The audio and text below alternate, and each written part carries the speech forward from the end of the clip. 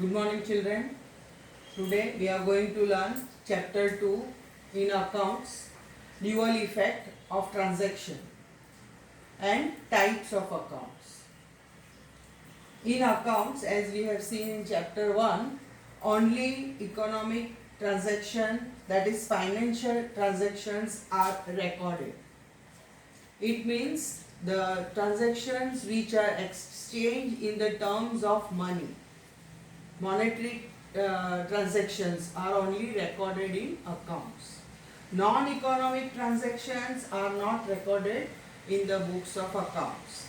Means when you purchase or sell it, you have to pay money or you will receive money. Money should be the medium of transaction.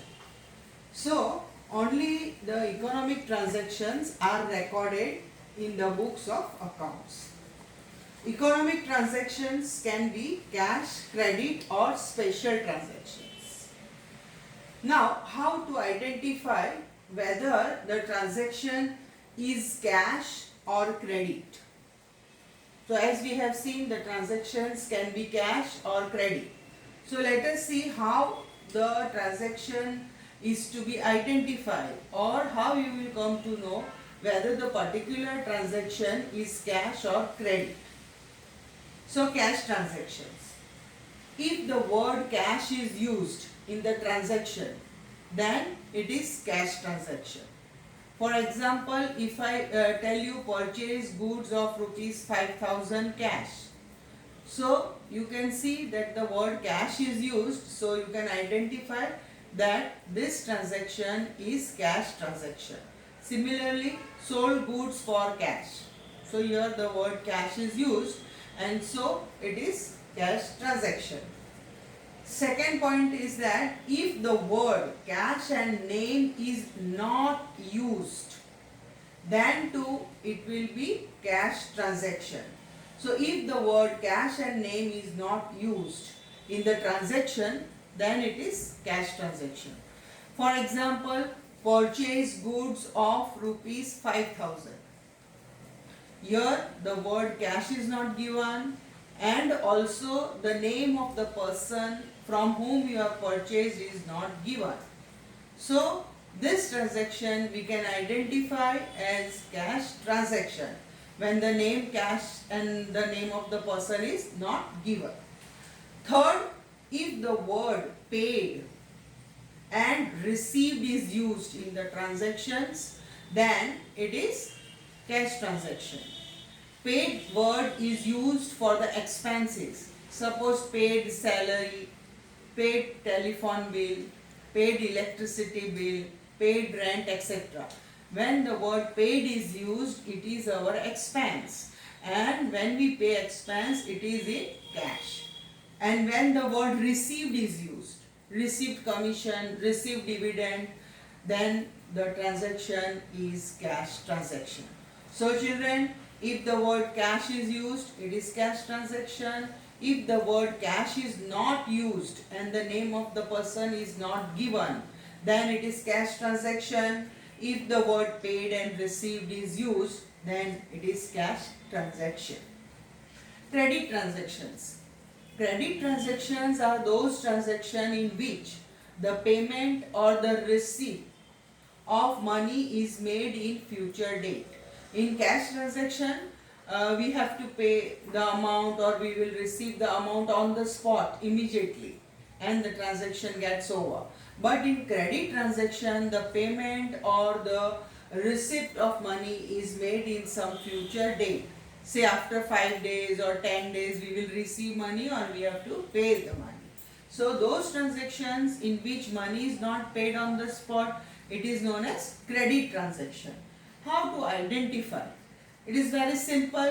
In credit transaction, the relation of debtors and creditors come into existence.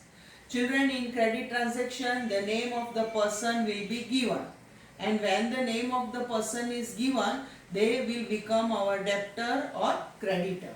So in credit transaction, the relation of debtor and creditor comes into existence. In credit transaction, how you will identify?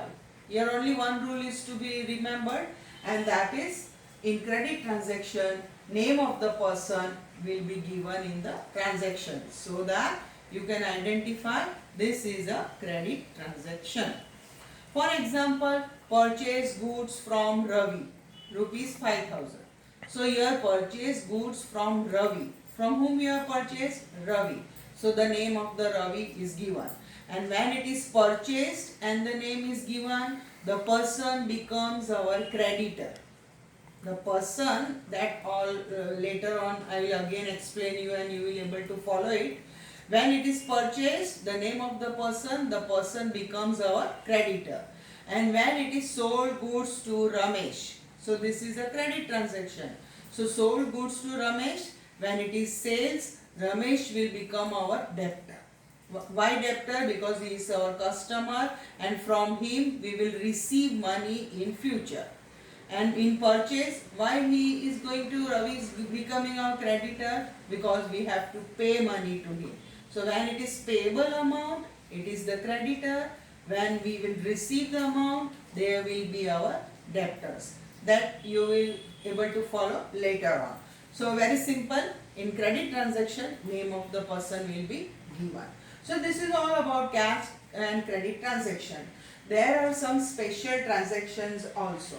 And special transactions are those transactions which are neither cash nor credit. You don't have to pay or you will not have to pay in future also. So those type of transactions are known as special transactions and they are recorded in the books of accounts. For example, goods lost by theft. Goods lost by theft. Yeah, goods destroyed in fire or goods destroyed by rain or goods given for charity. All goods which are given as samples, etc. All these goods are special type of transactions. They are neither cash nor credit. So this is all about cash and credit transaction and special transactions. Now, dual effect of the transaction.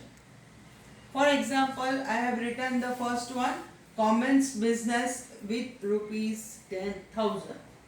Commence business means started business with rupees 10,000. When you start the business, you have brought, you are who? You are the owner. And what you have brought in the business? 10,000 cash. So, dual effect, which are the two effects? That is debit and credit. As I told you, we are studying double entry system of accounting, and in this system there will be at least two effects in the transaction. One will be debit and the other one will be credit. More than two can be, but at least two effect is there in the transaction. So in first one, commence business with rupees 10,000. So first account which is affected is cash account. And the second account, when you start the business, always it will be capital account. The owner brings cash to start the business. So every time, always you will have cash account debit and capital account. Debit credit I will not tell you now, that I will tell you later on when we will learn the rules. So which are two effects here? Cash and capital. The second one, purchase goods worth rupees 5,000. Purchase goods of rupees 5,000. So first you have to identify what type of transaction it is. So this is which type of transaction? It is cash transaction. The word cash is not used and also the name is not given. So it is cash transaction. So one account will be cash because it is cash transaction, and the other account will be purchase. So children, purchase goods of worth rupees 5,000. First effect is purchase account and second effect is cash account.